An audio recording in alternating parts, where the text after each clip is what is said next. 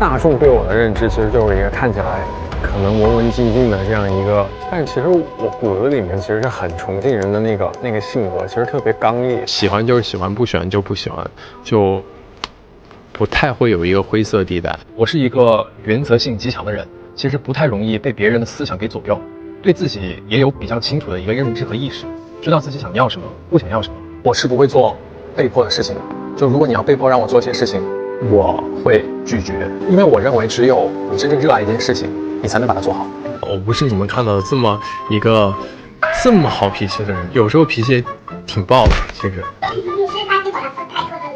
啊，不至于，我气到发火，我可能就是走人。我讨厌你的话，我就不跟你接触。当然，我觉得说我是一个选择说不喜欢把氛围搞得很不舒服的人，我喜欢大家都其乐融融，因为我觉得这样才会有一个好的一个工作状态，大家才能有动力。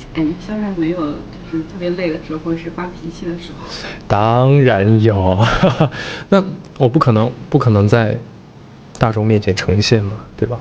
当然会有了，也会有失落，也会有不开心，当然都会有。我是一个正常的人呐，我也不是一个机器。但是选择是公众人物，你有那个责任啊，你呈现出来的东西你是要带给大家力量的，而不是说我传播负能量。我觉得这个不好。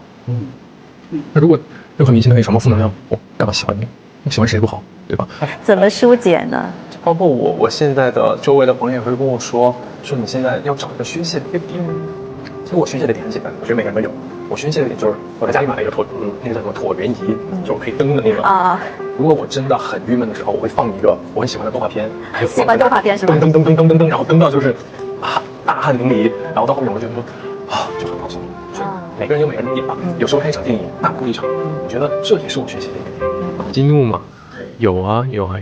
比如说在我的思维范围内，然后他没有做，就是发生了，就是我觉得这个事情完全可以避免的，但是它却发生了，我就会非常的不理解。我说怎么能有出一些这样的错误，或者是我们怎么可以把时间浪费到这种事情上面呢？原则性吧，我觉得我会稍微有那么一点点。